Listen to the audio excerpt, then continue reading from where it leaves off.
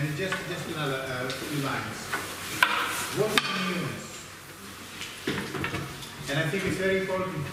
Isiao was asking me in the break how to understand nearness, because apparently in Chinese there are two separate words for nearness as a measure of length or distance, and nearness as emotional connection. Yeah? When we say in English that someone is close to me, we might mean that they are close to me geographically, or we might mean they are close to me emotionally. By that we mean I know them. Yeah? If I say that someone is close to me, it means that I know about them more than you can see on the surface. It means that I have a connection. It means that I have an insight into them. Yeah? But also it can also mean distance. So, it's quite important to see how this notion of nearness or closeness is exploited here by Heidegger. So, can someone read what is nearness? Yes. What is nearness if it remains outstanding despite the shrinking of the greatest lengths to the shortest distances? What is nearness if it is even warded off by the restless removal of distances? What is nearness when, along with its own exclusion, remoteness too remains away? So he asked the same question that the philosopher. He's asking, so what is this nearness if we fly the ultrasonic jet and we get to Australia in 1 night? We zoom onto the tiniest molecule or microbe, or we see a seed growing, blossoming, and yet we are not nearer. Despite the speed, despite the zoom, despite the telephoto, we are not nearer. We are not more intimate. So then he asks, what is then this nearness? Exactly as we did. What is this nearness? Can you now hazard a guess for Heidegger? What is the task of art? It has that feel of nearness which will repeat. Good. What is the task of art for Heidegger? We didn't speak about art yet, but you can kind of sense, because he identifies a problem. What is the problem he identified so far? Quickly? Someone from this side? What is the problem he identified?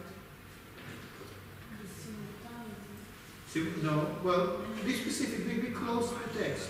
Don't go into your, it's not about, just what he says. That the distances remain far. All these advances of modern technology don't bring us closer. It's very simple. Yeah?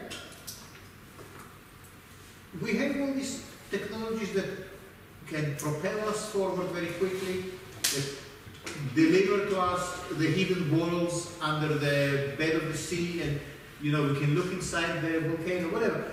With all of these technological advances, we are not closer to what? Does he think that art is one of the exceptions, something that can make you feel, for instance, technology is failing at it, clearly he says, but does he think that art does bring you closer to something? Well, he didn't say anything about art yet. I think the answer to your question is yes. He thinks that art can do what technology cannot accomplish. And I think this is why, as I said earlier, he is such a fascinating and problematic figure for us artists, because he says something that we kind of all agree with. We wouldn't be here doing art if we didn't think that art can accomplish something that science cannot accomplish, or technology. And Heidegger is the one who says that.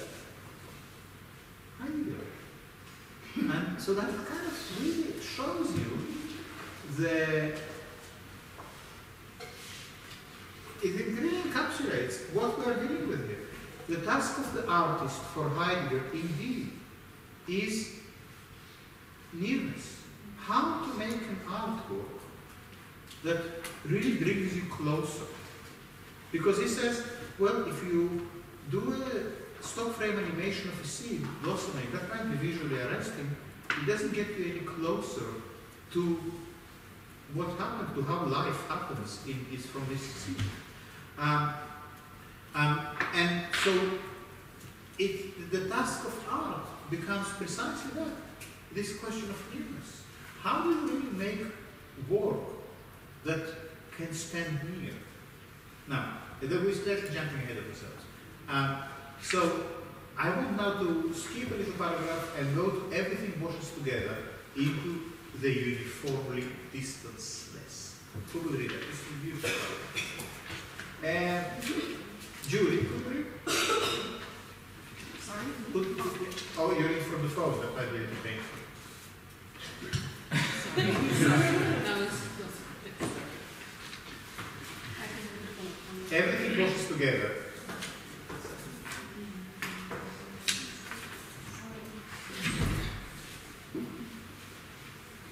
Everything washes together into the uniformly distanceless. How? Is not this moving together into the distanceless even more uncanny than everything being out of place? The human is transfixed by what could come about with the explosion of the atomic bomb. The human does not see what for a long time now has already arrived and even is occurring, and for which the atomic bomb and its explosion are merely the latest emission, not to speak of the hydrogen bomb, whose detonation, thought in its broadest possibility, could be enough to wipe out all life on Earth. What is this clueless anxiety waiting for, if the horrible, das Entsetzliche, has already occurred? That was beautiful. You see, I choose you well for this. Okay, well, but the paragraph was not the laughing matter. What did you hear him saying? Okay, let's go back. Everything washes together into the uniformly distanceless. Again, as you already said, we are talking here about what this world of technology that we inhabit, what is it doing? And everything washes together into the uniformly distanceless. How? Is not this moving together into the distanceless even more uncanny than everything being out of place? So he says, at first it seemed that everything is so transparent. Here is how the seed blossoms, and here is how we do it. There's no magic, no secret. And yet he says there is something deeply uncanny about the way this shrinking of distances not only doesn't bring us closer to anything, but everything becomes kind of equidistant. Everything becomes distanceless. Now, what is uncanny? Frightening, terrible. Is there a Chinese word for uncanny? What is it? Terrible. Is everyone on board with uncanny? How would you say uncanny in Italian? Terrible, good. And how would you say uncanny in French?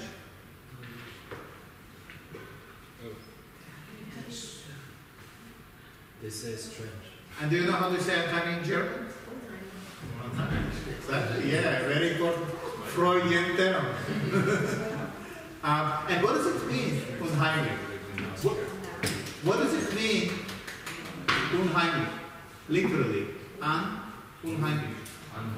Unhomely. Unhomely. Very interesting. The uncanny, unhomely. What it's like to be unhomely? Unsettled, but also homeless. Not belonging. So it's a very, very important concept. When something is unholy, taken out of home or without home, it's kind of lost. That is really terrible, to be lost. What is terrible for Heidegger? What is terrible for Heidegger? right, but more specific, what the technology is right, but it's kind of the underlying cause. But more specifically, what is terrible is that everything is uniformly distanceless. Yeah? Everything is a commodity. Everything can be bought and sold. Everything is kind of becoming, there is a sort of sameness. Everything becomes the same. Okay? Things lose their distinctiveness. Things lose their characteristics. Because in the past, it could take you half a lifetime to go, let's say, across the United States. And now you can maybe whiz by on an airplane. Everything becomes uniform, but wait for that. The next sentence. The human is transfixed by what could come about when with the explosion of the atomic bomb. Now, obviously, in the 70s, the Cold War, the atomic bomb was the great scare. Still now, or something else? Or no? What is that? What is scary today? The internet. The internet. ISIS. The end of the ISIS. What else? The end of the world. Well, no, the end of the world. What's that?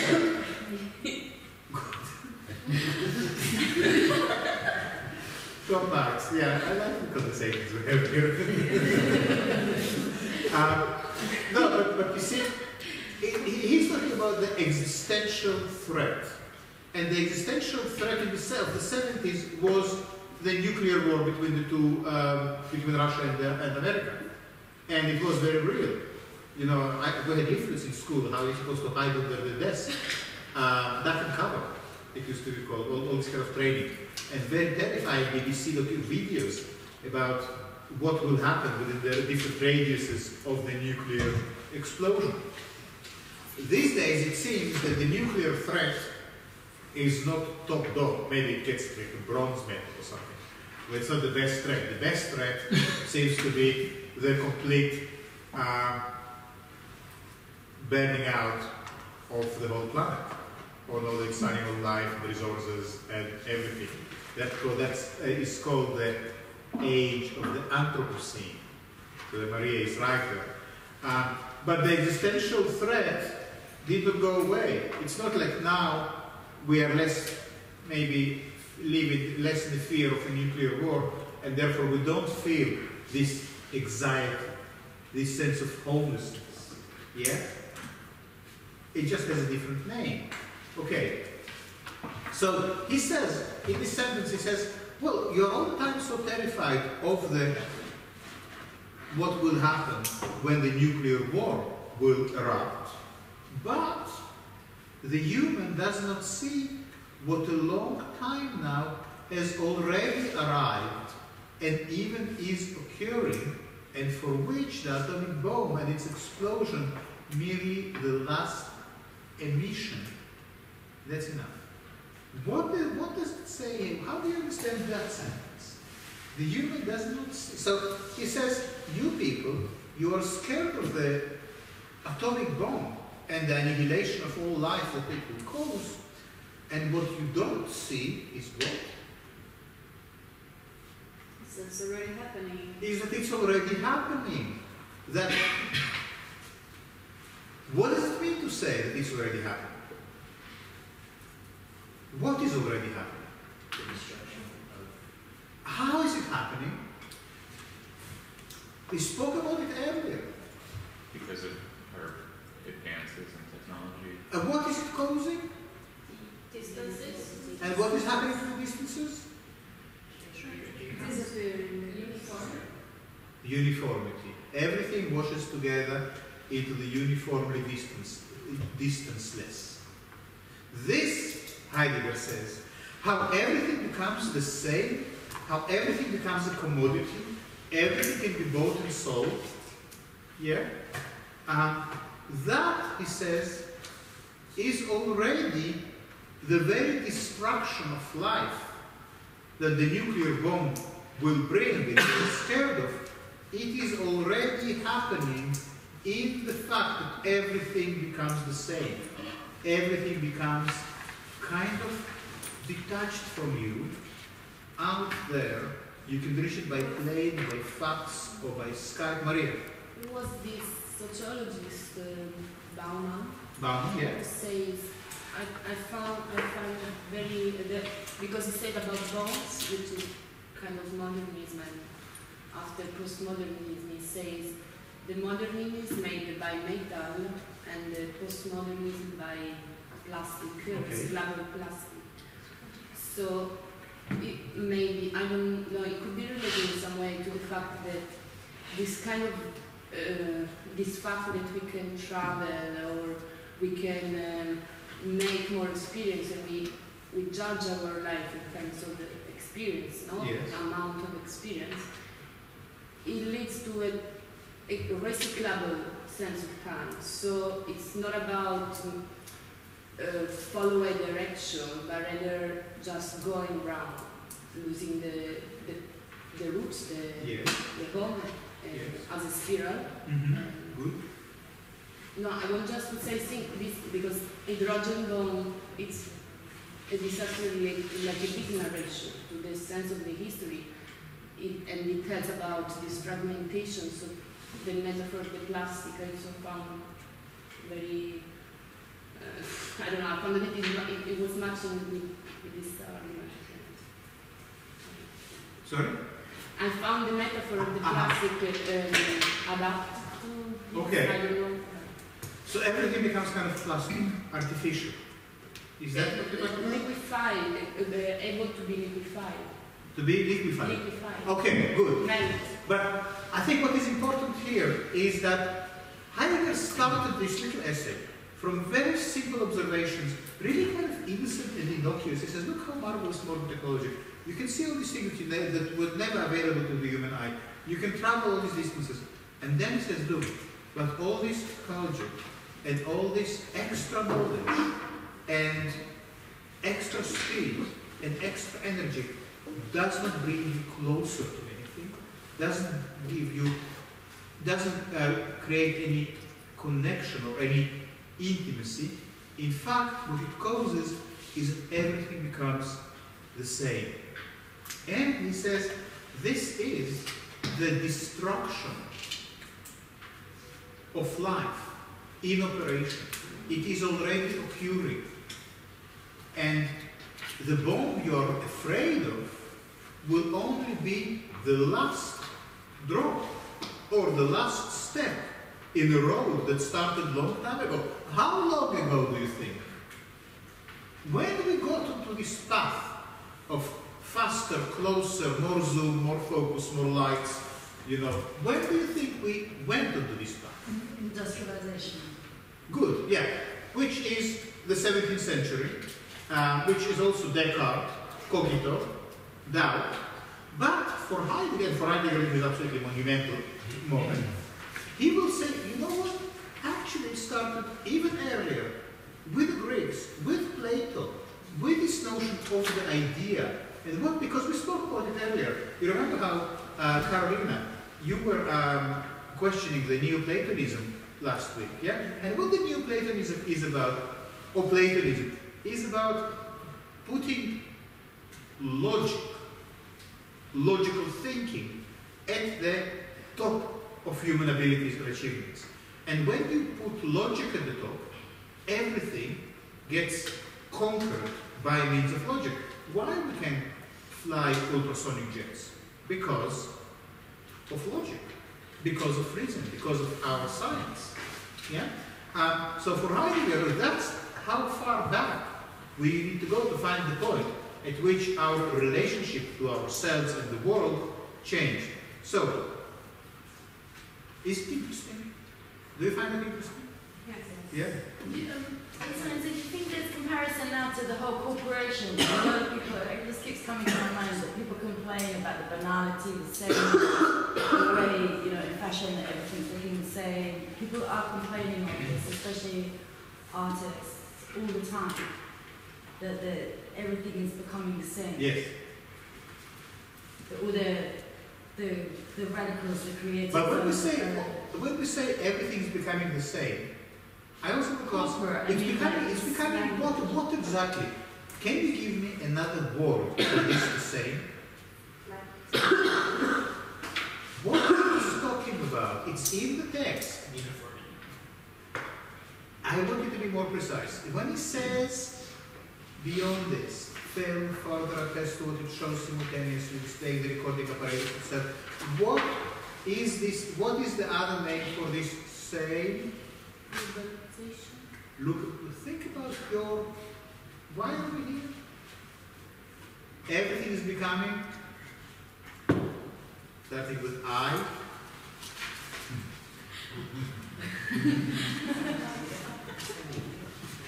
Not idea.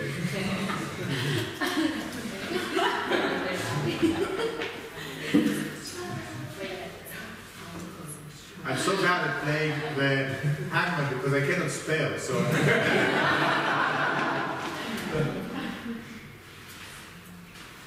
But basically that's it.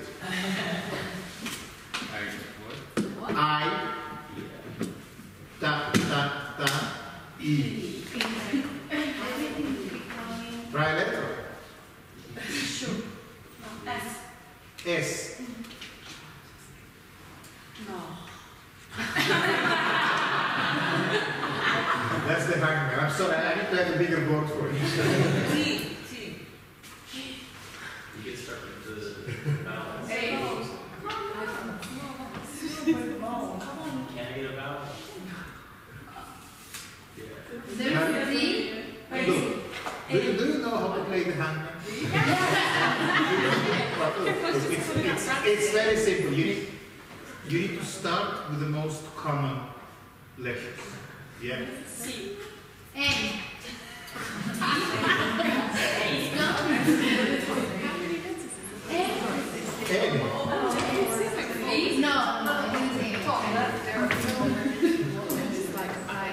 Everything is flowing. Infinite. I don't know. It's not Is it triangle. impossible to read for you? Image.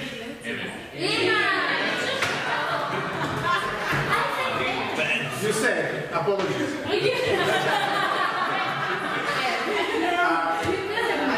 Okay. Everything becoming what? Thank you. Thank you.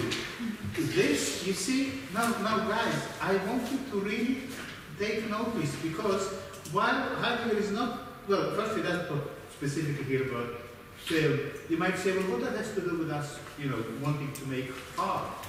He talks specifically about the image. He says, in what sense everything becomes the same? Everything becomes an image. Everything is becoming a picture. Plato's cave, the shadows on the wall, we spoke about it last time, yeah? Well, guess what?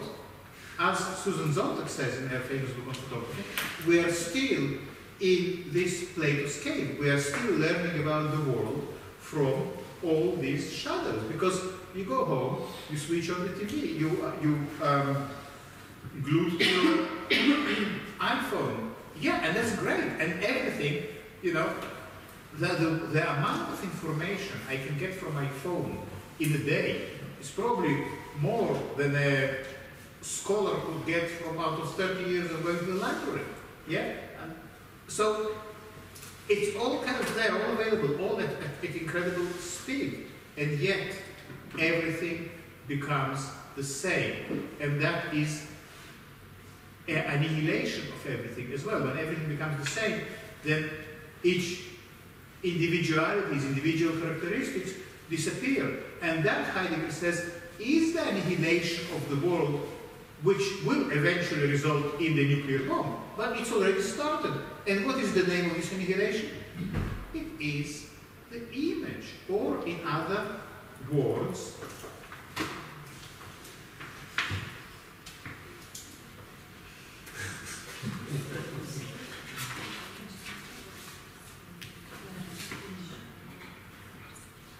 I don't have enough space to learn it. In other words, it is representation. everything can be represented. Because everything can be represented, everything that can be represented also becomes the same. And now, just the final paragraph before we move to the thing. Can I just ask one? Yes. But when has there been an individual then? Where has there been an individual? When has there been an individual then? Well, this is a very good question, a trick question. And the answer is that I use the word individual. It was wrong of me to use it. The individual for Heidegger is precisely the one who represents. The individual for Heidegger is the one who flies the ultrasonic jet and watches the seed blossom or films it blossom. So you're right. It's not part of Heideggerian vocabulary, the notion of the individual. So that's why he uses the word the human. But I think this question will be more relevant when we go to the thing in a second. Let's look at the last paragraph. Who will read that? The horrifying. Julia, I think you will have to do that as well. The horrifying is what transposes, Heraussets, all that is out of its previous sense. What is so horrifying? It reveals and conceals itself in the way that everything presences, namely that despite all overcoming of distance, the nearness of that which remains outstanding. Now, the last sentence needs to be read with a slightly different emphasis. The nearness of that which is remains outstanding. The nearness of that which is remains outstanding. So, the horrifying, or the uncanny, the unholy, the dreadful, the terrible, is that which transposes all that is out of its previous essence. So, the horrifying is that which changes everything into this sameness. And that is, another way for this horrifying is representation. Everything can be made into a picture. The pyramids, your dog, your mother in her wedding dress. Everything can be made into a picture. And while these pictures are themselves different in their content, the very act of picturing makes everything the same. Yeah? It's this sameness, it's this picturing, it's this representation that is the horrifying. And I see how you start to feel that this is actually quite dense and difficult. It is dense and difficult. What is so horrifying? It reveals and conceals itself. So it both reveals itself and conceals itself. Now this is already a kind of paradox. How can something reveal itself and conceal itself at the same time? Do you understand the meaning of these words? How does it mean to reveal something? It's to show. What does it mean to conceal? It's to hide. So the horrifying is both showing and hiding itself at the same time. And what is it? Namely, he says, despite all the overcoming of distance, despite all the flying and the zooming and the telephoto lenses, the nearness of that which is remains outstanding. What is the is here? Is being. So, despite all our technology, or because of our technology, we don't feel any nearer to the world. The is the world. The nearness of the world is outstanding. Outstanding needs to be understood literally. It's standing outside. It's inaccessible to us. What is inaccessible to us? Starting with N. Nearness.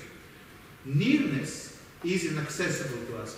I can get on the phone to someone. I can Skype, I can fly, I can Google, but none of that gets me any nearer. Nearness or closeness or intimacy or connection remains outstanding. I think the clearest example of it is that our relationship to the earth, the world. Yeah?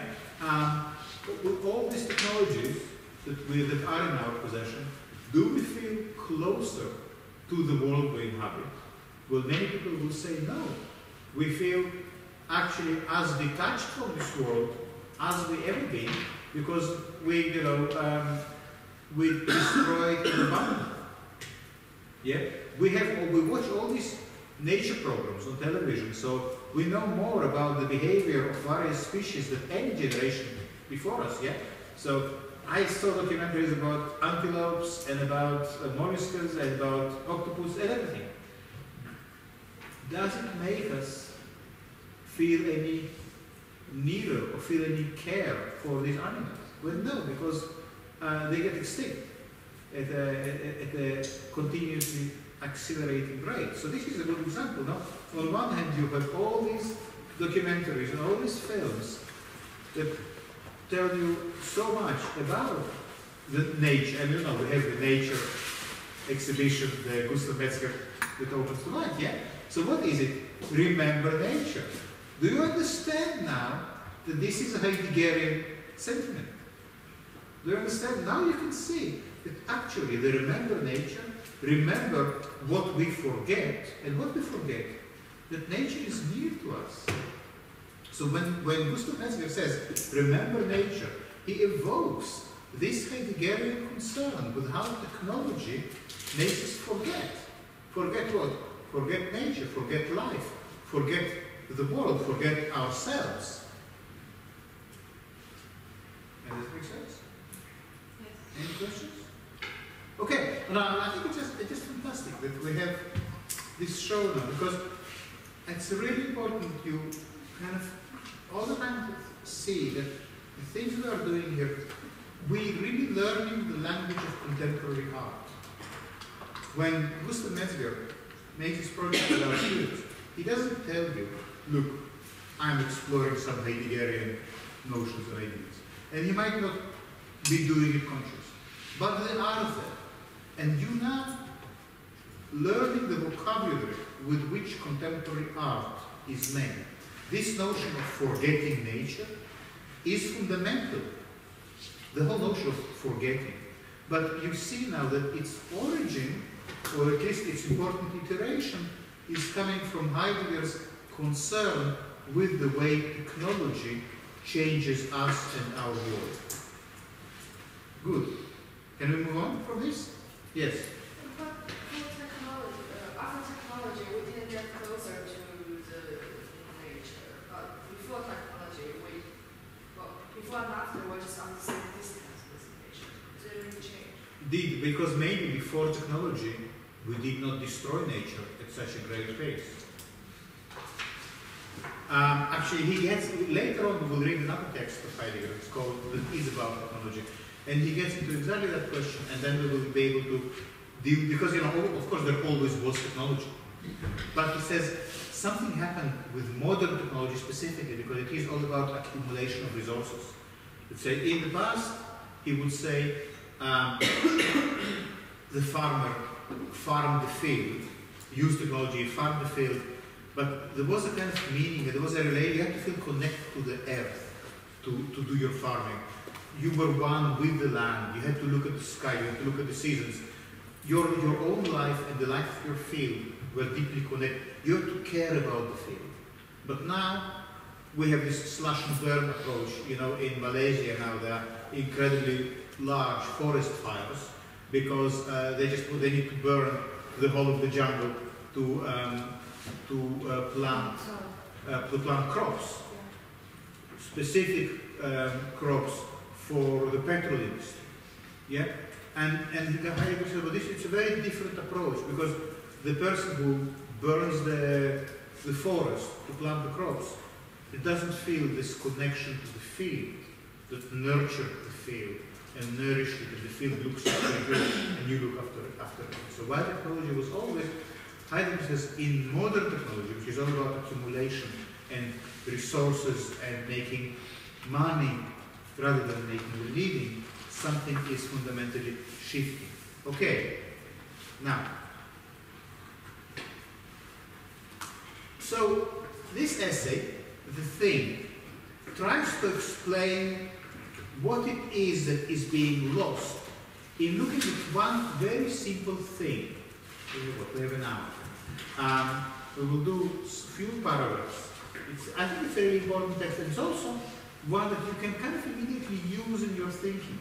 So it's called The Thing. The Thing. I think it's a provocative title. Don't you think? It's slightly provocative. The thing. What is the thing? Where is the thing?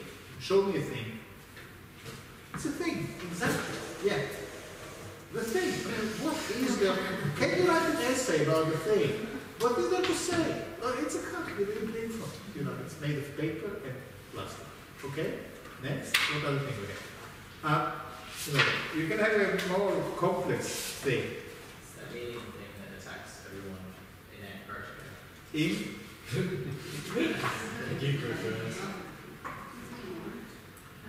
a movie from John Carpenter. Yeah.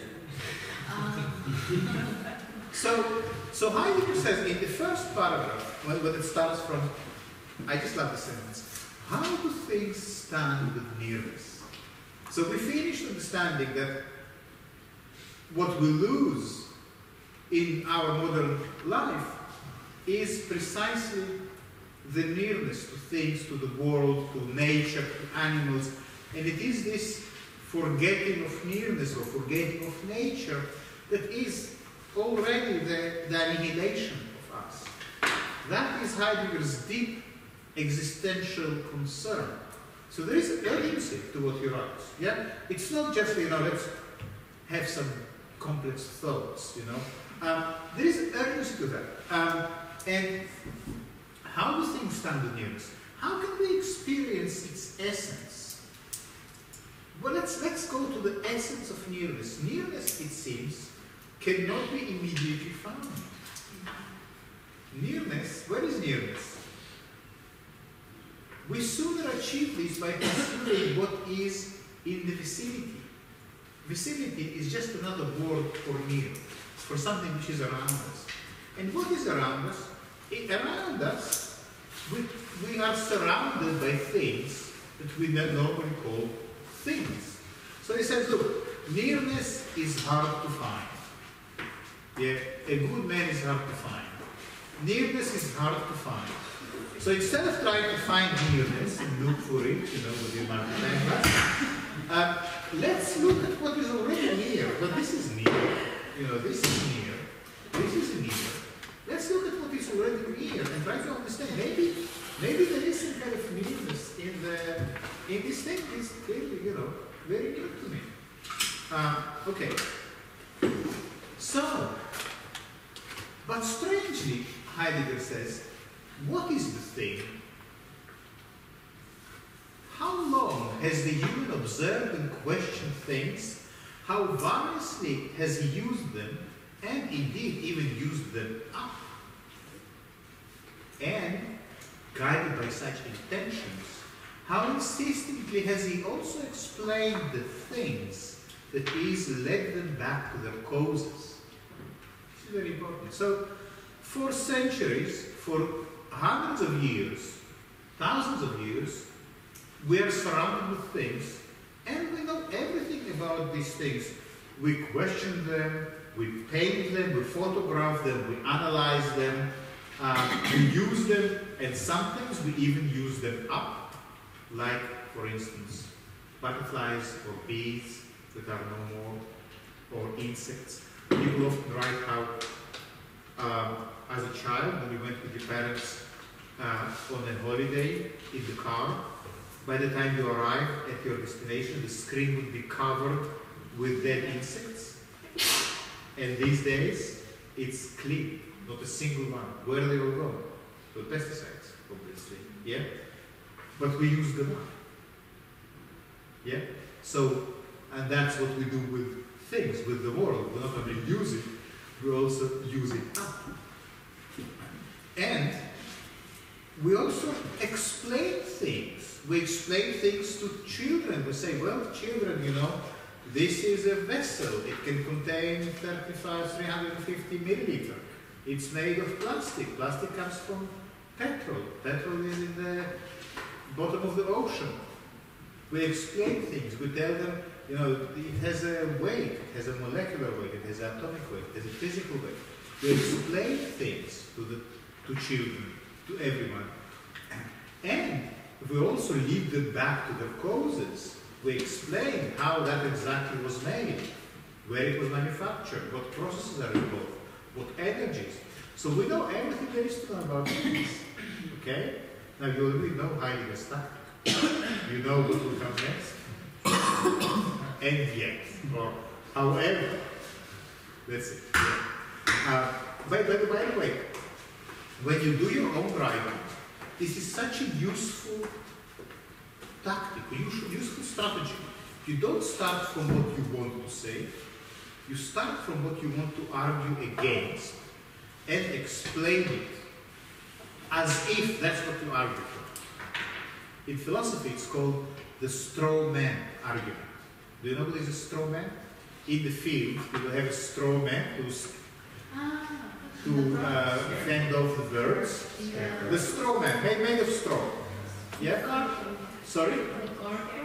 The scarecrow. Yeah, or straw man. Yeah.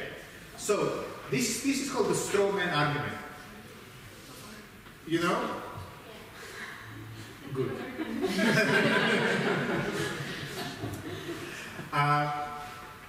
So, the straw man argument goes like this. You first say, as eloquently as you can, what is the position you are arguing against, but you present it first without any reservations. And then you say, however, or and yet, and then you launch into your argument. That makes it much harder to argue with you because you already presented the opposite side. Good. Yeah, you get it. Okay. All right. So allegedly, or on the face of it, we know everything there is to know about things. Up to now, the human has considered the thing as a thing, just as little as he has considered nearness. So this is the and yet. Heidegger said, we still don't know what is a thing. Even though we analyzed it, traced it to its origins, traced it to its causes. You remember how we said in Aristotle, the substance. So if Aristotle had to deal with this substance, he would say, well, this is obviously a compound substance, but it is hard, transparent, heat-proof, whatever, various things like that. That is the substance. These are all the qualities of this substance. These are its definitions. Or if you go to, for instance, a dictionary,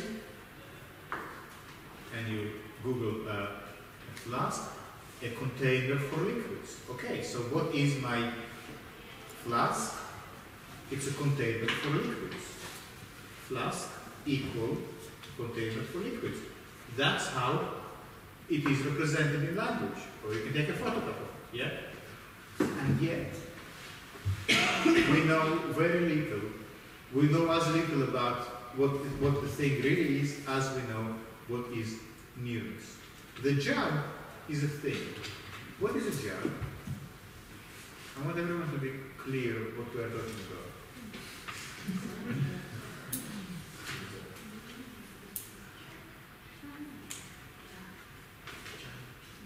This is a jug. Yeah? This is a jug. A jug is a kind of simple everyday object. Now, just so you understand where Heidegger is taking us. Heidegger's argument, and he always uses the same argument, and you already noticed how it works earlier. Heidegger's argument is that there is way to live inauthentically, and there is a way to live authentically. Now, you already probably know, these two forms were already hinted at in the beginning. The technological way of life that gets you all the time faster and closer, faster, goes faster and zooming in, and you know, all this kind of modern technology way of life, Heidegger says it is inauthentic. Because while it is constantly in progress, faster, richer, bigger, you know, every new government talks about, you know, progress, more GDP, you know, more income. You know, no one says we just want to keep it as it is. So we're not going to ever get elected for saying, let's just keep it as it is. Let's actually have less production. Let's produce, let's do less. Why not? I mean, it's such a great idea. Let's just work less. Let's sleep more. Let's have longer holidays. You know, who needs all this production? You know, let's have less GDP. What is GDP? Gross gross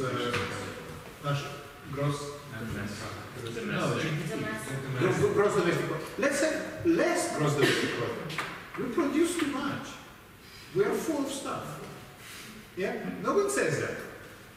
But so Heidegger is saying this way of life is inauthentic. It removes you from yourself. It makes everything the same, and you end up living as a subject, as Julia very astutely observed, an inauthentic life among these representations that all look the same. You live in Plato's cave, shadows on the wall. On the other hand, there is an authentic way of life. At least there is a possibility of authentic way of life in which you really are present in this moment. And it's not like you need to go back to the cave, or you need to live in a tree house, or you need to live without technology. That's not Heidegger's argument. His argument is that our task as artists, as poets, is somehow to recover something authentic from within this inauthentic being. So when he comes to the judge, he will say, as you will soon see, look, there are two ways to approach this judge. We can either approach it scientifically, we can either represent it either as a linguistically, as a vessel for liquids, or scientifically, as made of certain chemicals or minerals or materials, or physically, as having certain volume, or historically, as having a certain heritage, or anthropologically, as being used in certain contexts. And all of these ways of representing the jar, they all belong to the inauthentic experience. The authentic experience requires us to ask, what is the essence of the jar? And I don't want to tell you now what is the essence, because I want you to hear Heidegger's words. But this is basically the framework. So it's this move from the inauthentic to the authentic.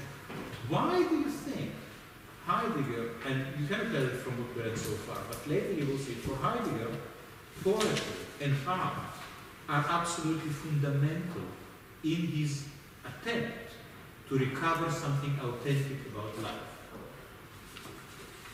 And you need to ask yourself, why is it? What art has that science doesn't have? So that was just the background. So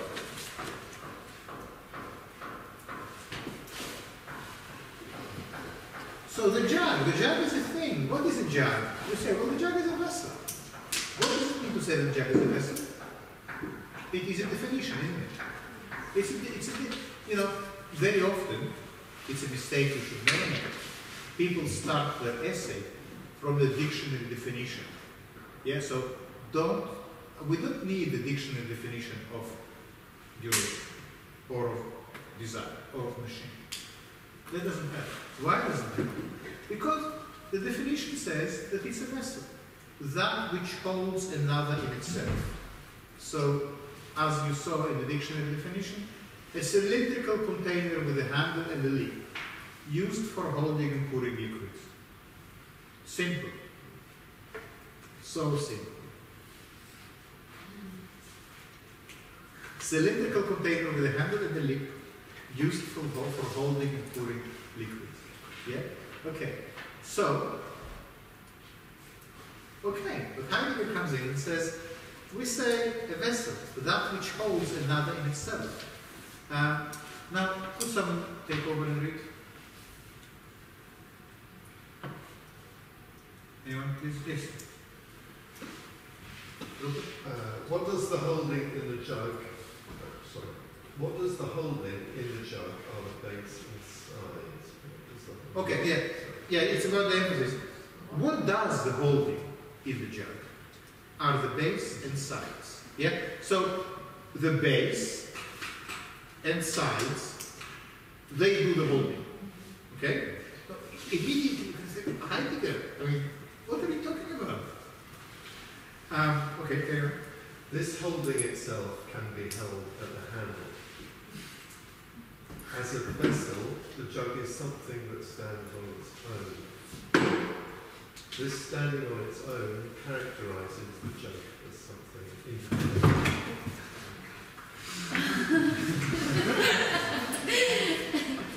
We just said that the jug standing on its own.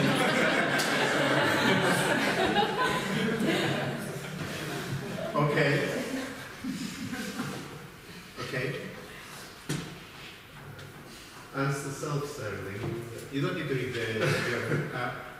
as the self-standing of something independent, the jug is distinguished from an object. Something independent can become an object when we represent it to ourselves, but be it in immediate perception, be it in a thoughtful remembrance that makes it present. Okay, this is interesting. What do you think it means that the jug, well, first, Heidegger establishes that the jug, made of bottom and sides, is a kind of independent entity.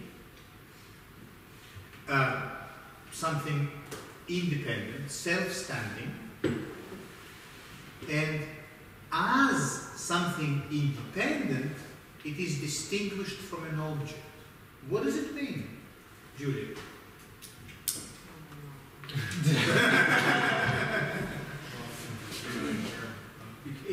That doesn't happen. Yeah, it does, because Gegenstand means against standing.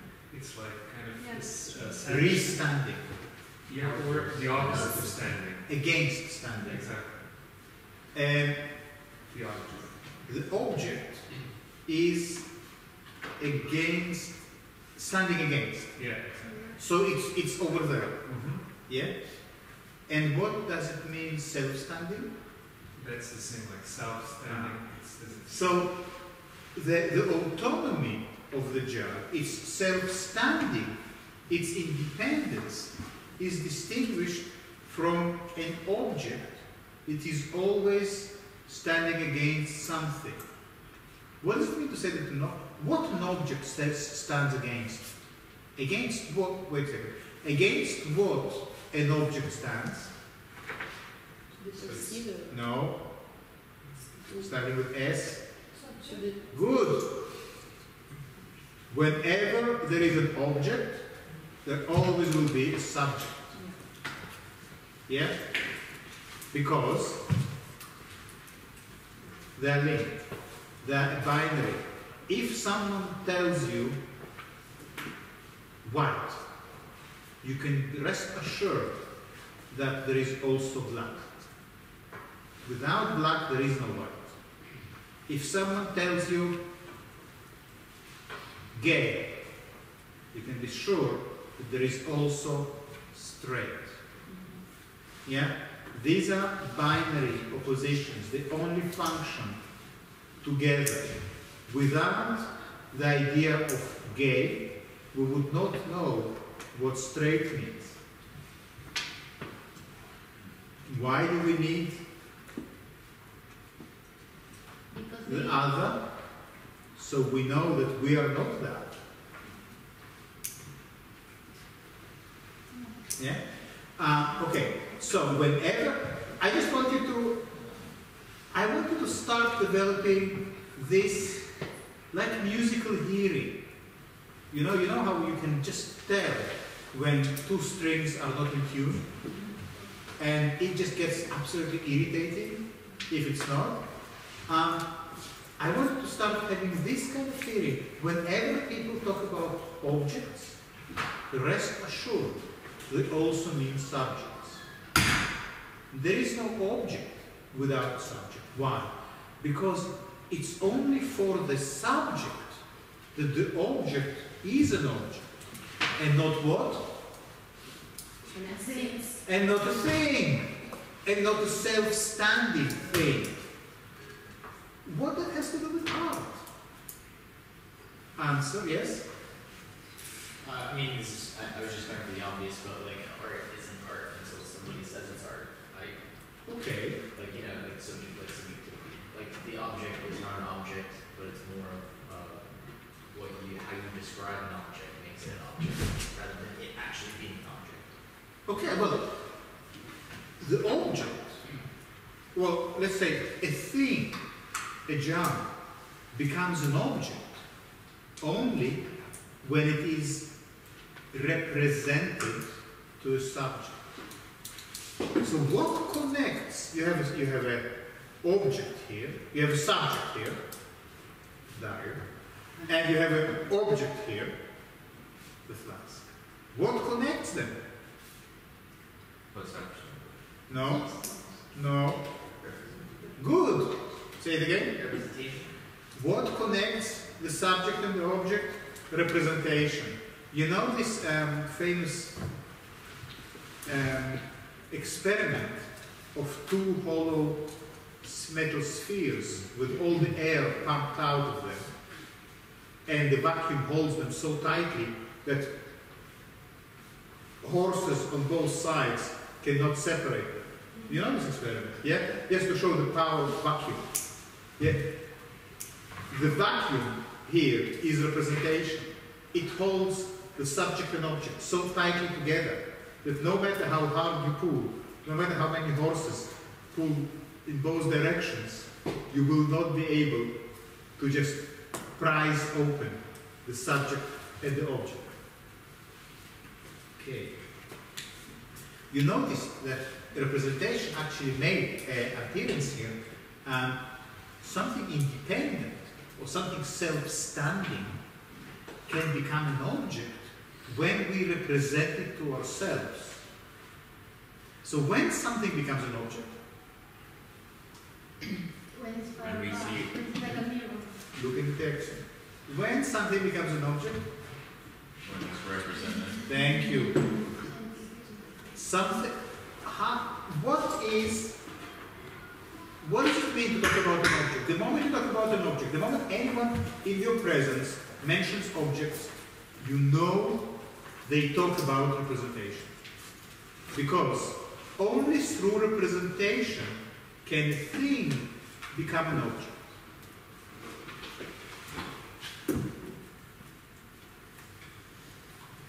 How are you doing there? I don't see this part so well because I have to make some move to the projector. So I think maybe we can.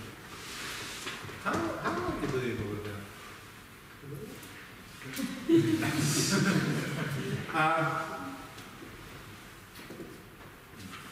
How do you make an object? How do you make an object? Represented it? Good.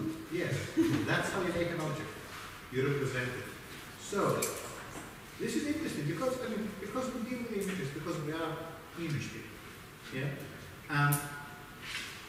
We so often talk about representation.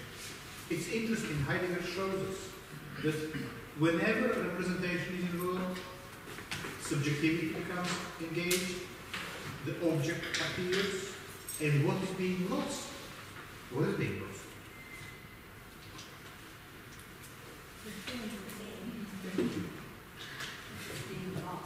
It's being lost because the thing became an object. If you represent the thing, in a picture, in a dictionary, in a scientific experiment. The thing is lost. What you get instead? A description, a definition, a picture, a representation. The thing became an object. For whom? For the subject, the scientist, the photographer, the researcher, the anthropologist, the dictionary editor. What is lost is the thing. What is the thing? The bottom and sides, the holding. So that's, just the tip of the iceberg. Let's move on.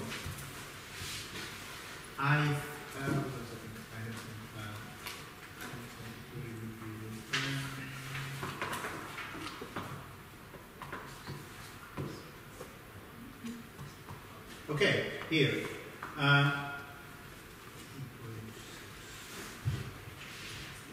Right. So, who can do for us?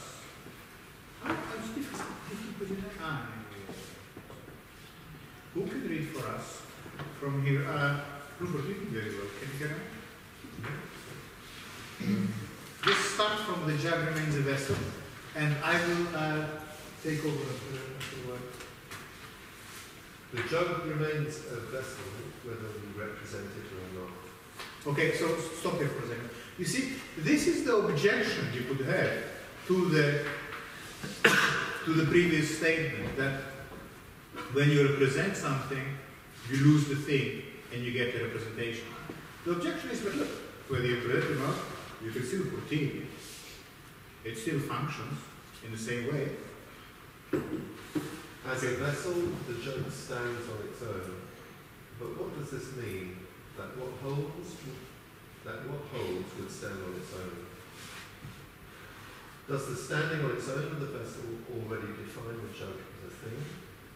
To be sure, the jug stands as a vessel only insofar as it was brought to a stand. Of course, this occurred, and it does so occur, through opposing, namely through a producing.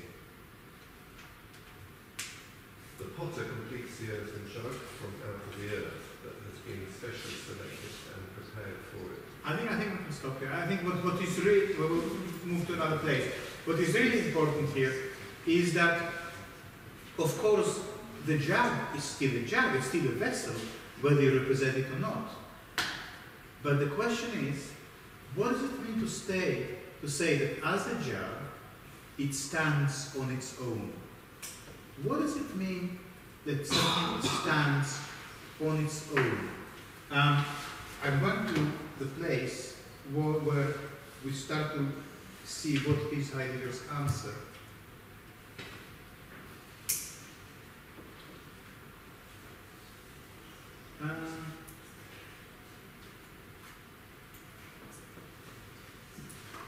Okay, let's have a look at the end of page 6. We are on the end of page 6 in the producing. Can someone else read?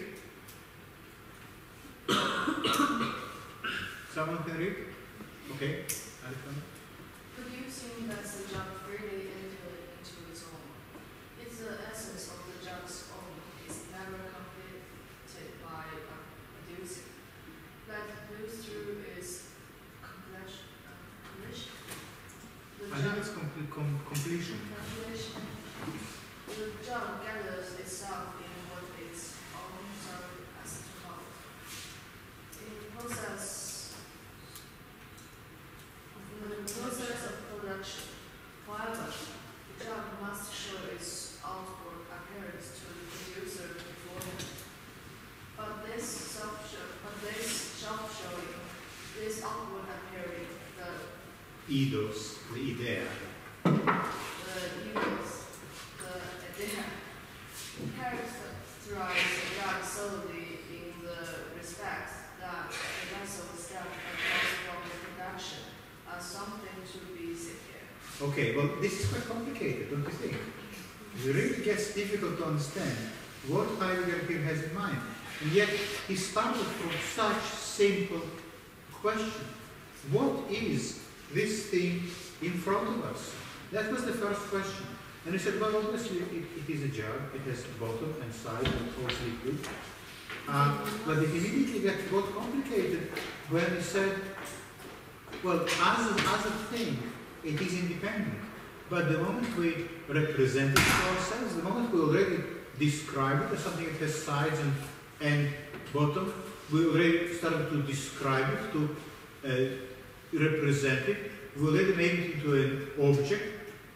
We became linked to it through this process of representation. It's not independent anymore. And now, let's try to go back to this question. So what is the jug in itself? Well, it's something that was produced, manufactured. Yes, obviously there is a technology involved here. The producing lets the jug freely enter into its own. Yet, the essence of the jug's own is never completed by the producing. So, what is the essence of the jug? This is the question. Heidegger says, well, one thing is certain. If we look at the way the jug was produced, we're not going to get to the essence. Production, not going to help. Why? Because let loose through its completion, the jug gathers itself in what it is its own so as to hold. In the process of production, however, let loose through its completion, the jug gathers itself in what is its own so as to hold. So the essence of the jug is the holding. Yeah? The purpose of the jug, the reason for its existence is to hold. Now, the jug is not the only one that holds. We also hold things. You might hold something dear. You might hold a baby. You might hold a bowl of fruit. Yeah? So holding is a kind of human quality that we taught the jug to do as well. The jug can hold things for us when we run out of hands to hold. You know, I can hold some water in my hands and I can offer you the water. Yeah? But if I run out of hands to offer you the refreshing drink, I make a jug. The jug becomes like my cupped hands, but more permanent. But basically, it's my ability to hold something and to offer it that is now being transposed into the jug. This is, for Heidegger, this is very important. Heidegger's approach to philosophy is sometimes called phenomenology. That's only for the philosophy geeks. It doesn't really matter. It will become more important later. But Heidegger always wants to recover not what things are doing as objects, but what they really mean to us. Yeah? So he says, well, the meaning of the jug is that it is your cupped hands permanently extended. What you could hold in your hand, and you know, sure enough, when you first wanted to drink from the river, you would just do that, no? And drink. That's a cup. It's also hands. That's a cup. And later on, you would make this kind of cup from clay, from wood, from a coconut. Yeah, and in some archaeological museums, you see that some very early cup shapes, they are very much like that. They really follow, they correspond to the cupped hands. But does that make it an object already? Good question. No, I don't understand. Well, no. I think it's a great question. Is that already an object? I think is that what you mean? Yeah, because it represents already something, right? Well, I think it's a very interesting question, and I'm not saying whether it's yes or no. But the thing is that I don't understand the thing. what is the thing? Because there's always this. But this is exactly the point. You're right not to understand what is the thing. We don't understand what is the thing. This is Heidegger's whole point.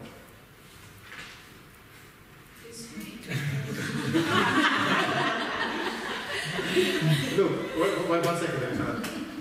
Julie, and everyone, please pay attention. This is going to get more complicated. Understanding is the first thing we leave behind once we get onto this journey. Not understanding is a good sign. It's a sign that you are actually engaged in the problem. Heidegger goes out of his way here, so he wants us not to understand what is a thing. Because he says we go through our life never realizing that we don't understand. And now that becomes a problem. You're asking a very interesting question, whether cut hands is already an object. And I think you can answer it in both ways. It's fine. You can say it is an object. You can say that it's not. It's an interesting question. The point is that for Heidegger, and I will come back to the question again. The point is that for Heidegger, it's important to make us realize that, for instance, when a house begins from someone folding their hands above their head like this to prevent them, to protect them from the rain. That is the first house, 2 hands above my head. And later, maybe like a big leaf or something, or an elephant leaf. I don't know what they used to have. And then you build a house that basically repeats, and it's interesting that roofs of houses are still like that. It's kind of efficient. It works, yeah? The roof is 2 hands. You know, our clothes is the skin. The skin was protecting us from the elements, but not enough, not good enough. So we made another skin. Yeah? And for Heidegger, this is how we recover what things really mean to us as things. What do you want to say? Is he trying to explain what the job is by its function? Like, for example, Yeah. we hold 2 hands, and that's a cup, that's a jug, and that's how the jug came from. Mm-hmm. But I remember I was reading the A-level philosophy book, textbook, and the first chapter talked about why a dog is a dog. I think it's Plato. And the book explains that the book says why a table is a table and why a dog is a dog. The dogs look very different, but when we see a dog, you can spot out that the dog, that's a dog, that's not a cat. So it's basically saying that there's a perfect form of everything. Yes. So is this idea contradicting? And you know what is the name of this perfect form? Idea. Yeah, that's exactly Plato's great idea. The idea was that there is this ideal dog, and because we all have in mind what an ideal dog looks like, when we encounter a 4-legged animal that barks instead of purring, then we know it's a dog. If it purrs, it's a cat. I'm reading a book on cat behavior. That's why. But one of the chapters about how to train your cat starts with the word, a cat is not a dog that poos. What's the name of the book? What's the name of the book? Yeah. It's called something like cat behavior or something like that. I can check. My partner now is training as a cat psychologist. Yeah, so I know. I know. It's really interesting.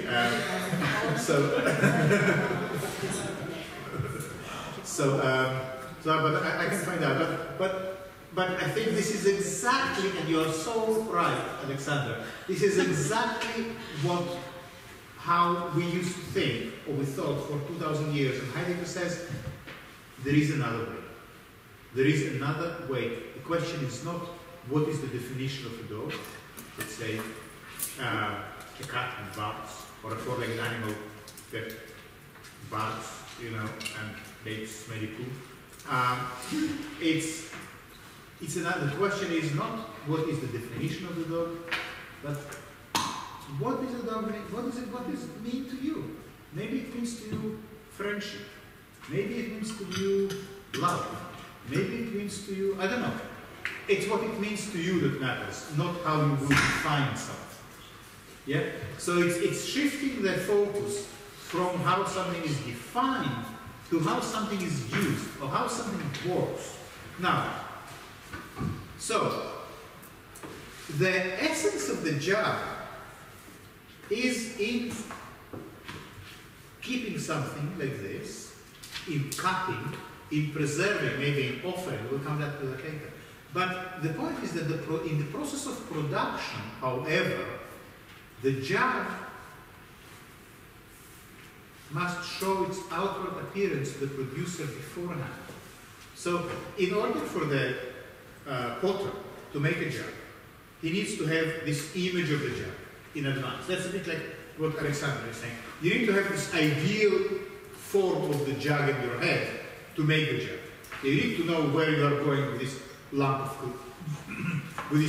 clay. But this self-showing, this outward appearing, this eidos, this idea, Plato, characterizes the jug solely in the respect that the vessel stands across from the production as something to be said. So the idea characterizes the jug purely in terms of a kind of image that you shape your clay accordingly. So what the process of production does not deal with the purpose of the jug. It does not deal with its function, as Alex was saying. The production process deals with having some idealized form that needs to be copied into here. Now, okay, we're really running out of time here. And any questions so far? Are you still okay? Am I losing you?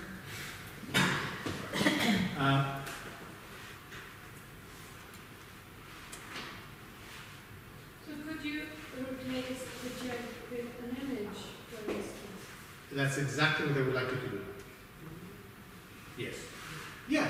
Read this text. We will not have time to do it now. Read this text again and replace the word jug with the word image and see where it gets you. We might even try a little bit of that here. Very good, Simon. That's exactly the point. Now, go to page 8. We are jumping because we could do we'll spend more time. Go to page 8. Now, who can read? We need a good reader. Anyone could read? Yes, please, Ben. Start from, but is the jug really empty? We skip a little bit, yeah? But is the jug really empty? The physical sciences assure us that the jug is filled with air, and with all that constitutes the compound mixture of air. We let ourselves be deceived by a semi-poetic manner of observation in calling upon the emptiness of the jug. Okay, now just what is the about?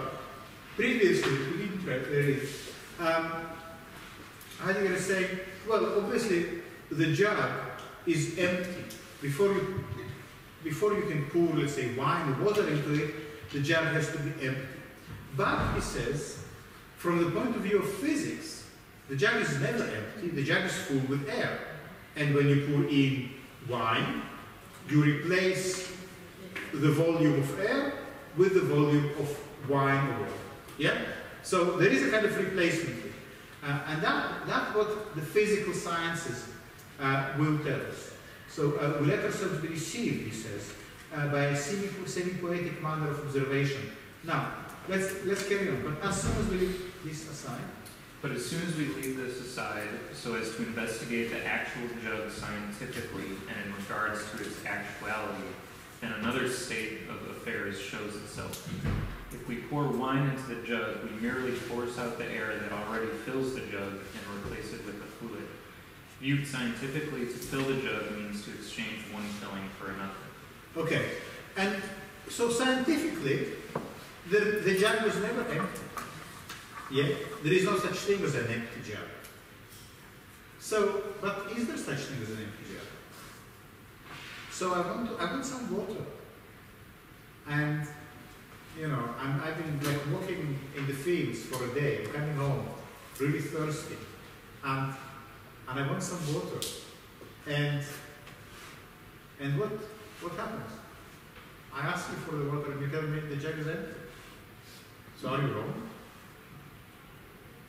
Did you make a scientific error? You could say, look, it's empty, it's full, but it's just full of air. Sadly, that's not going to quench your thirst. From the perspective of your thirst, the jug is really empty. It doesn't help that it's full of air. You cannot drink air. So who is right? The jug is right. The jug is always right. Maria. And for an event, for example, this example of the jug, how can be related in terms of an event?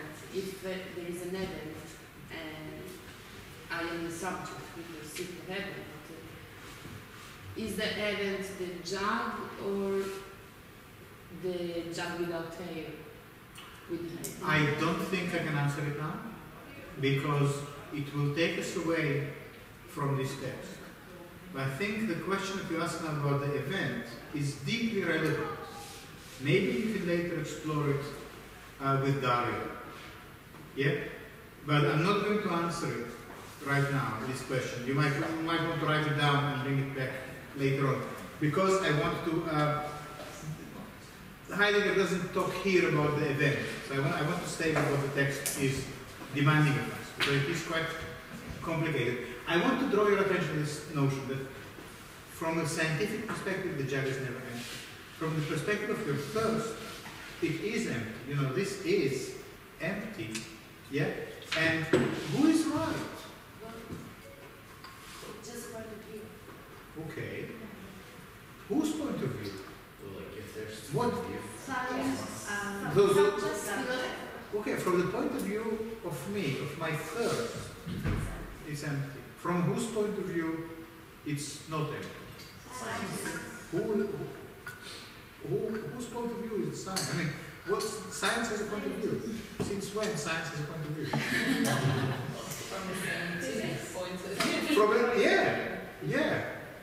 From a logical point of view.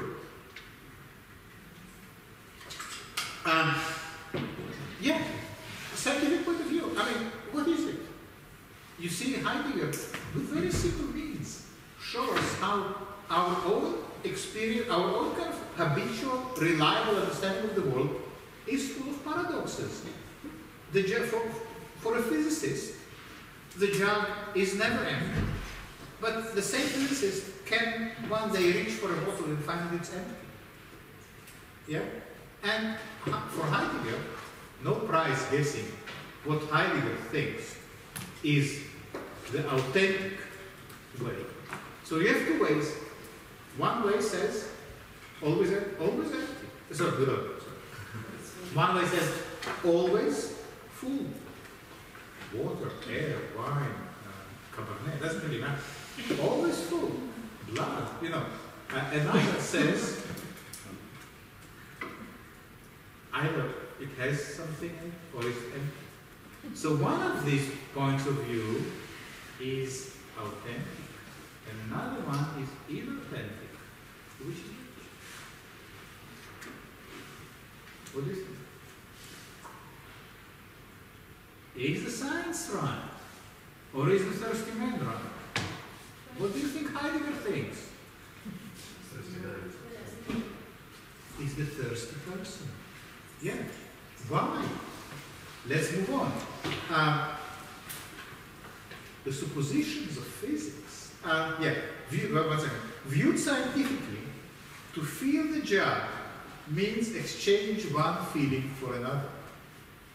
Who would argue with that? No scientist would argue with that. But Who was reading? Then, can you do the next one? These suppositions of physics are correct. By means of them, science represents something actual, according to which it objectively judges. But is this actual something to judge? No. Science only ever encounters that which its manner of representation has previously admitted as a possible object for itself. Excellent. And it was well read, well articulated. So, the suppositions of physics are correct. And what will be the next one he will say? But And yet. Or however. Yeah? Basically, just you know, for Heidegger, correct is a dirty word. Yeah? You can be correct and you can be completely wrong. That's his main argument. Science can be correct, but correct doesn't mean that you're right. And you know, it's also quite a handy thing to bear in mind. People might tell you things which are correct, but that does not mean that it is the whole truth. Yeah? Because what happens? Because it would be correct to say that the jug is full, but not if you encounter a thirsty person. Then it is wrong, even though from a physics perspective, yes, you're wrong. Okay, yes? So, let's see, it's not air, it's seawater. And for a thirsty person, it's still empty. Is that what it is? No, it's not empty. It would be wrong to say that if it's full of seawater, it's empty. It's full, but it's not drinkable. So, for him, it's empty. But because if this is air, it cannot quench his thirst. That's why the cup's empty. But if this is seawater, it still cannot quench his thirst. It's very, very smart argument. What is important to bear in mind is that Heidegger doesn't really talk about the jug. It's not the jug that interests him. It's our way of thinking that interests him. Our way of relating to the world that he tries to question. The jug here is a vehicle. It's an example. And you're right. That would be an interesting... you could show how this example falls apart under certain conditions. But the point Heidegger is making is that, well, you will see it in a second here, the suppositions of physics are correct. By means of them, science represents something actual, according to which it objectively judges. So you see, Heidegger is not someone to say, look, science is just full of errors or it's full of mistakes. He says, no. Science is incredibly accurate and correct. It represents something actual. Represents, though, is the operative word here, according to which it objectively judges. You can just hear Heidegger's, is you know, the dancing of his, of the throne. It represents, it's something actual. It's judges objectively. You know, it's like the worst swear words in the Heideggerian dictionary. But this something which is actual, is it a jug? Is it a jug? You remember what we said earlier? When it stands on its own, when it is self-standing, it is a jug. But the moment we start to describe it, to represent it, to make it into a picture, to define it, then it becomes an object. It becomes an object through the process of representation. So that's why it says, but is this actual something? Is this actual something the jug?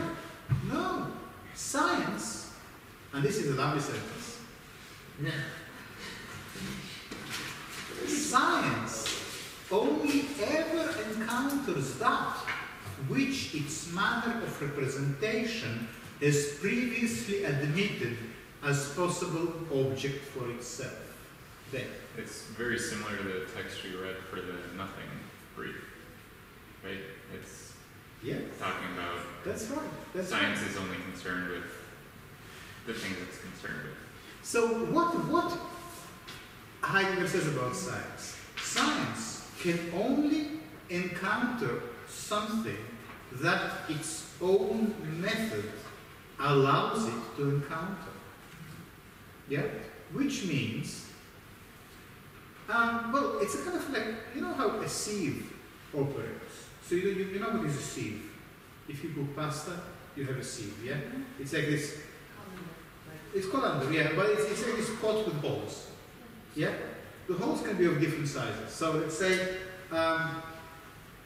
if the holes are that big, then everything which is bigger than that hole will remain in the sieve. Yeah? So this is the method of the sieve. This is its mechanism. Science is like that. It can only encounter something that its own manner of representation previously admitted as possible object for itself. So science or photography will only be able to engage with something that its method already in advance made available. And so basically, science is a way of working in which you in advance decide what is a legitimate question for science. And do you know how an approach that in advance secretly decides what is its goal, how this approach is called? Maybe you don't know. It's called teleological approach. Teleological. I will just type it on the screen.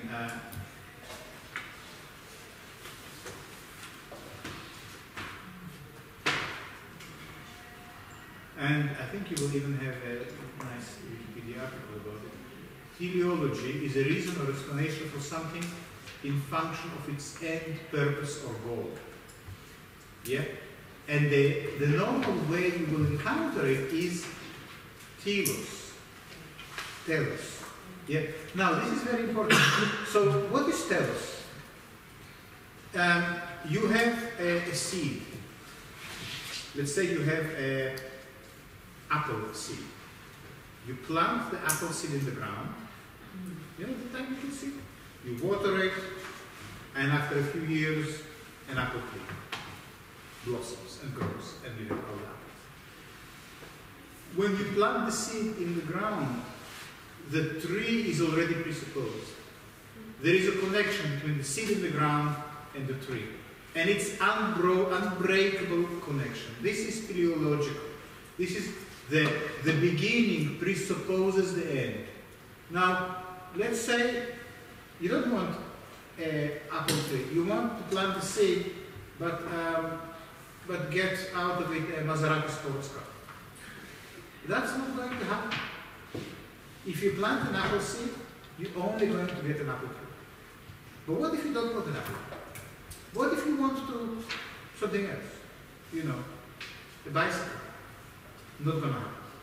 You could name it as a bicycle. Sorry? You could name it as a bicycle. You could name it, but you couldn't cycle on it.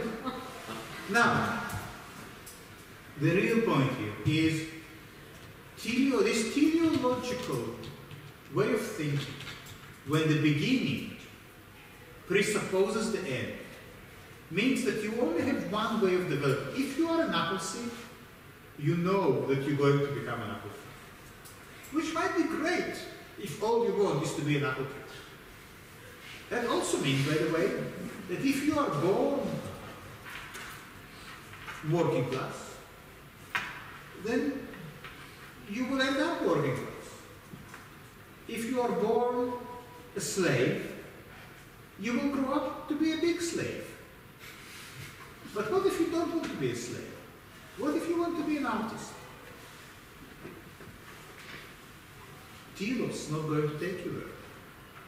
Because the apple tree seed not going to produce a motorbike, or an artist, or a Beethoven sonata. Something else needs to happen. You need another logic. And Heidegger says, this scientific logic in which the only thing that can happen is what was originally allowed and built into the program, this scientific way of working, you're not going to become an artist. That's all you do. Because what is it about being an artist? Is that you don't know what's going to happen. You walk into the studio, or you open Logic on your laptop, or you gather some things and start building an installation. You don't know, or you dance, for instance, or you write a poem. You don't know what's going to happen. What comes out is unexpected. Is not presupposed or pre-programmed by the way you start. So art not going to happen in this teleological, scientific way. So now you have a few words that you need to keep within this vocabulary. So when we talk about representation, we talk about subject and object. Subject and object are these two hollow spheres held together by the vacuum of representation. Yeah? No horse can pull, no two horses can pull them apart. The subject and object, inseparable, glued with the glue of representation. This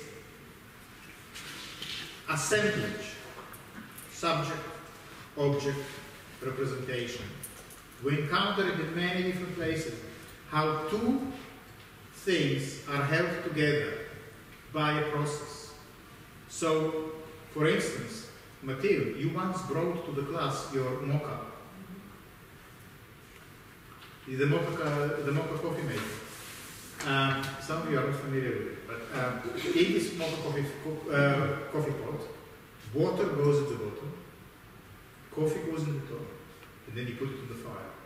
The fire heats the water evaporates into steam. The steam rises up because water steam is lighter than air, rises up, goes through the coffee, and then you have the coffee. And then you wake up.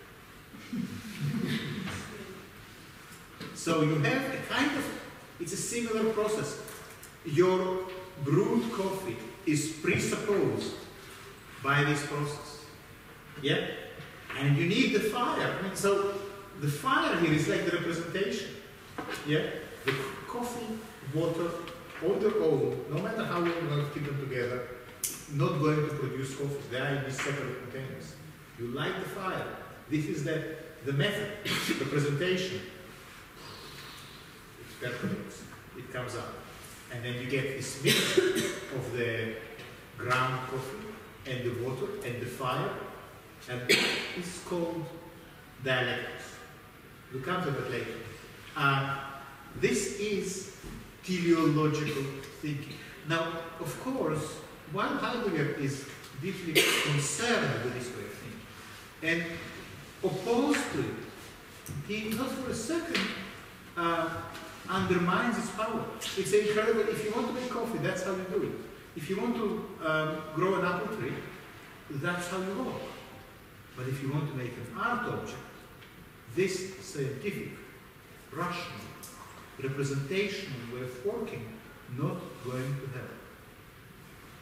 Now I want to read the next paragraph, just because I think it's beautiful. It is said that the knowledge of science is compelling.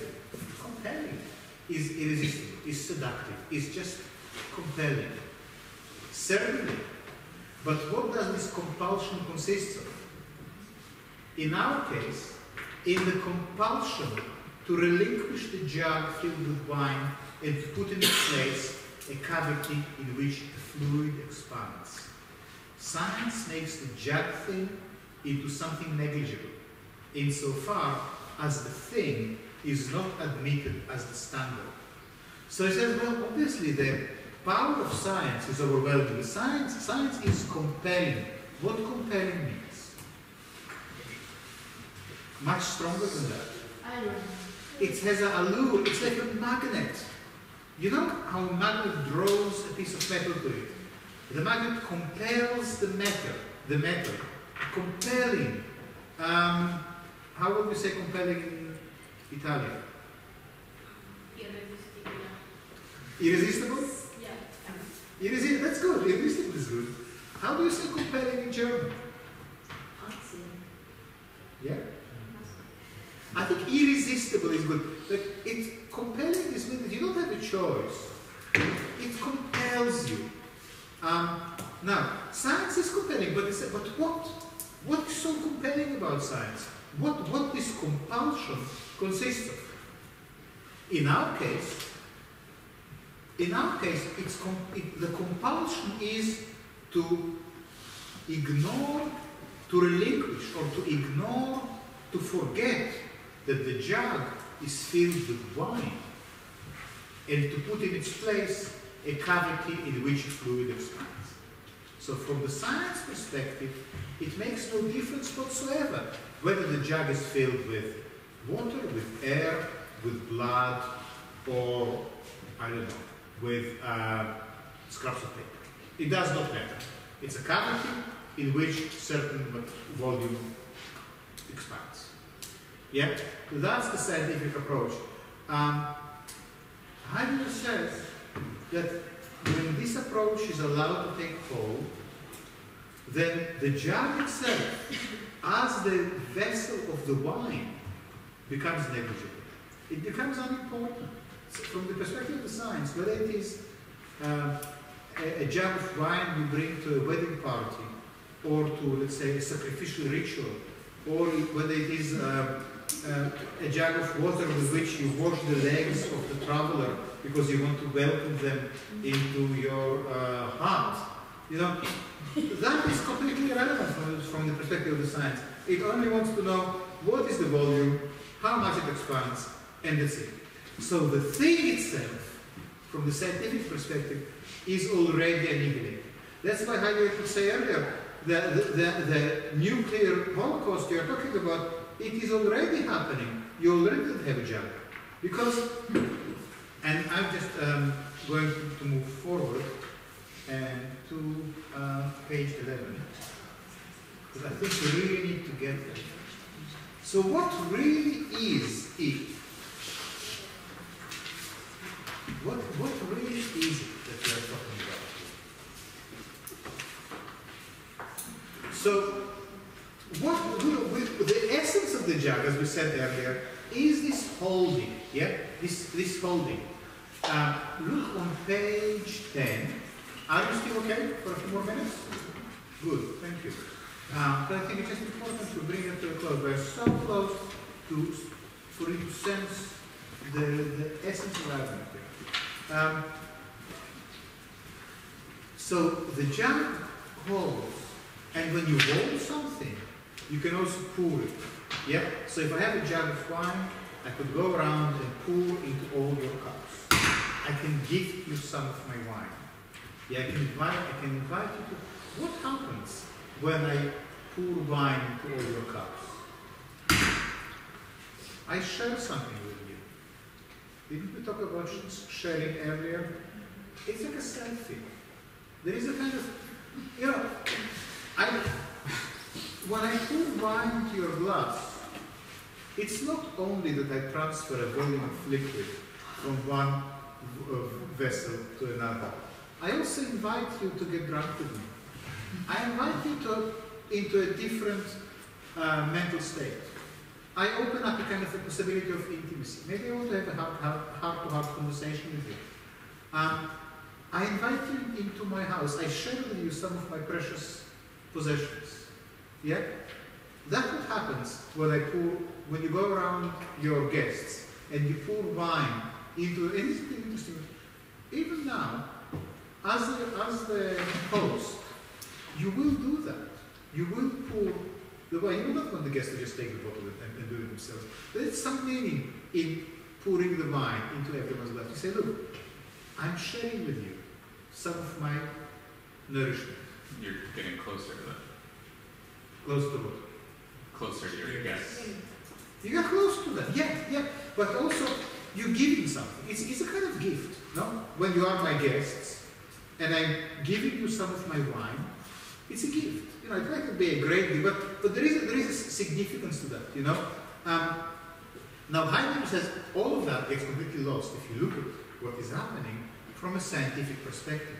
The gift of the poor can be a libation. What is a libation? No. How do you say libation in Italian?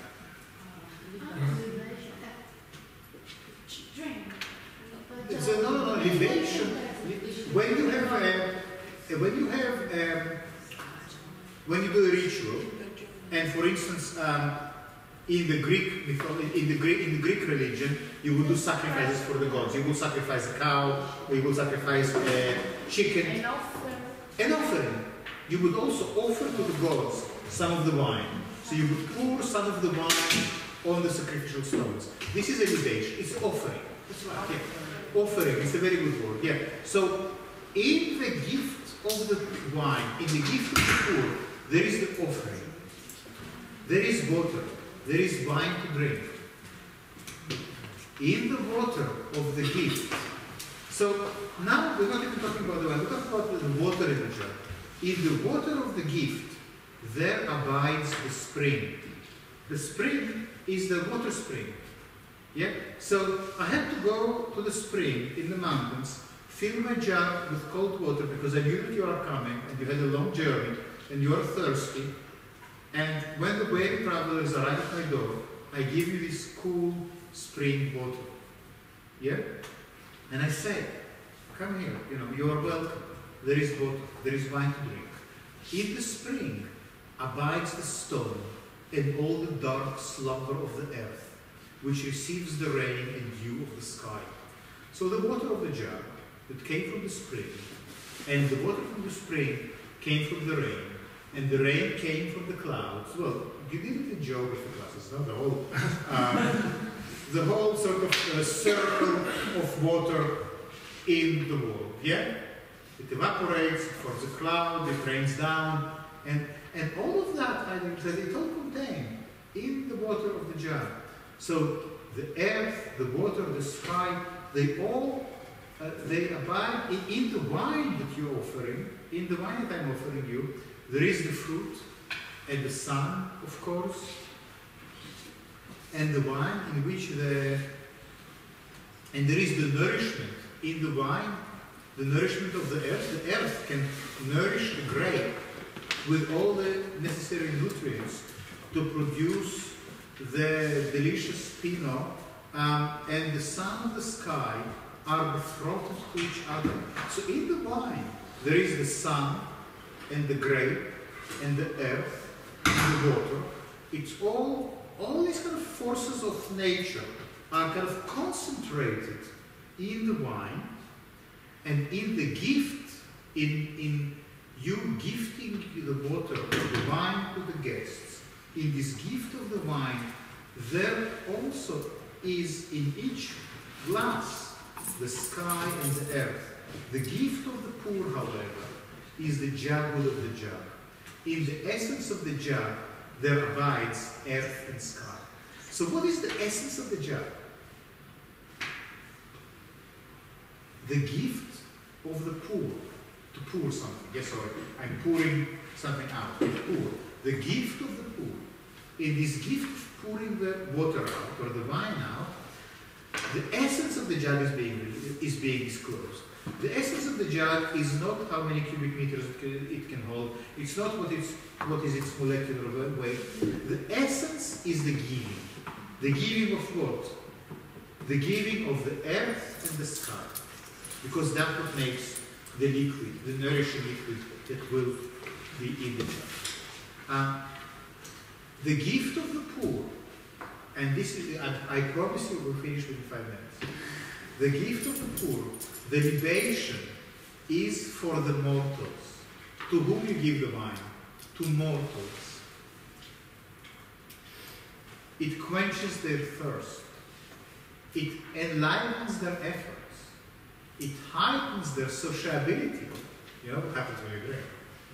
We have to drink responsibly, not to get too sociable. But the gift of the jug is also at times given for consecration. So that's the religious aspect of it.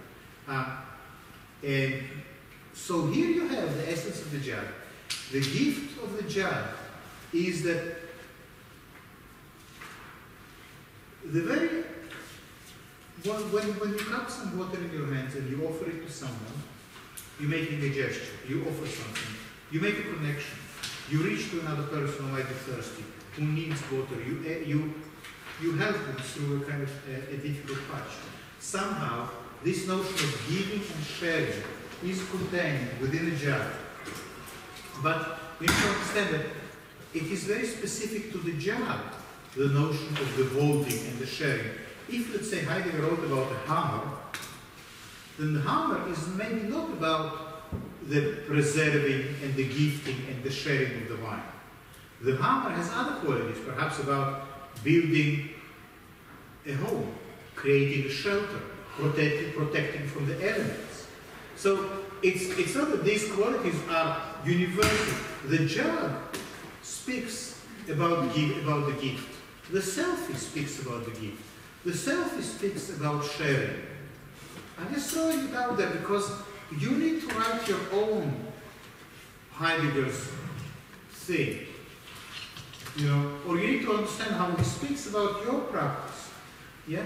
So he says, well, the photograph is not just a representation of something.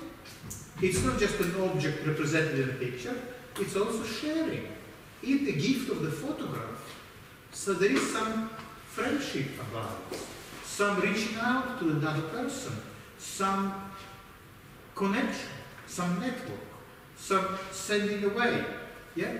These are not representational qualities. If you just look at what the picture is about, if you just focus on its content, if you just think of it scientifically, you miss the whole world of the sharing, the giving, the reaching out, the just awareness of the human world around you.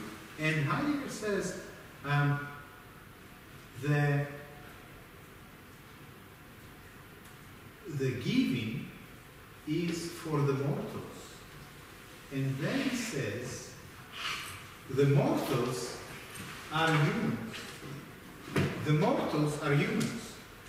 They are called mortals because they are able to die. Look at that. The mortals are humans. What is he talking about? Why would he say that humans are able to die? Are we the only ones who can die? Yes. Dying means, what is dying? Dying means to be capable of death as death. Only the human dies, the animal comes to an end. What is it all about? What do you hear? We are not even a subject when we die. Is the jug still a jug if it's broken? Good question. He actually answers that. He says yes, because only a broken jug is a broken jug. A broken jug cannot hold any liquid. But it's only a broken jug that cannot hold any liquid. It would be meaningless to say that a broken hammer cannot hold any liquid. Yeah? So, the mortals are the humans. Why humans are called mortals? Because they can die. The gift, the outpouring was for the mortals. What does it mean to say that mortals are able to die? Dying means to be capable of death as death. Dying means to be aware of your own mortality, to know your own mortality. Only the human dies. But also, to be human, you must be aware of your own mortality. For Heidegger, again, this means living authentically. What does it mean living inauthentically? Come home, let's switch the TV on, let's play some games, let's do anything not to be aware of our own mortality. A scientist would explain death. Well, science is surprising. It's surprising how little science has to say about death. That's one area I think that science doesn't really want to know anything about. Dying means to be capable of death or death. Only the human dies, but only the dying is human. Only the dying is human. To death, of course, is the end of life. But awareness of your mortality is actually authentic and intense living. How do we know that animals, for example, cat, doesn't aware its mortality? It's a good question, and it could be that Heidegger is wrong. I have problems, like you, with him separating humans as the only ones who are aware of it. Because I observed, I think generally the separation between humans and animals is problematic, and a lot of contemporary theory gets into that. Heidegger was writing long before us, so many things we know now were developed later. So again, we just have to understand what he says, not necessarily, or not all, to agree with him. It's completely, very, very good observation, Alexander. The animal comes to an end, he says. The animal just perishes. Because the animal is not aware of their own mortality, in a sense, they don't live. But what is important, I would not really worry about the notion of the animal, but I would say that to live authentically, Heidegger says, you need to be aware of dying. Only the dying live. Interesting thought. Only the dying live. And the good news is that you are never too old to be dying. You are never too young to be dying. You can start doing it from very early age. In fact, even a newborn baby is not too young to die. Death is the shrine of nothing, namely of that which in all respects is never some mere being, but nonetheless essences, namely as being itself. The jug, therefore, and this is my last sentence, the jug, therefore, can be empty, and the emptiness of the jug corresponds to the emptiness the death brings. Many people have real fear of half-empty bottles. Or let's say, when the shampoo is running out. Some people find it really irritating. Children, one of children's favorite game, very small children, is to throw a toy somewhere out of the pram and then get an adult to retrieve it and put it back in the pram. Yep. So that's again, suddenly something is gone. It's empty. Oh no, it's coming back. That's how we deal with this fear of the empty, with the fear of dying, with this impossibility of coming to terms with something that is here now and soon will be no more. That's why I will go and fill my flask. Yeah, because the empty is unsettling, but it is the job. So the gift, the holding, the community, the social ability, the sky and the earth, this is the essence of the job. Now go and think, what is the essence of the photograph? We are back.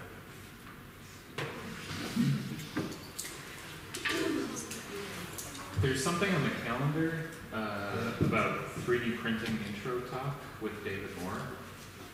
No, to David Moore. It cannot happen today. It says it's 2 to 5. I think David Moore arranged. Can you switch the camera? What's that? Can you switch? Oh, yeah. David Moore maybe arranged it.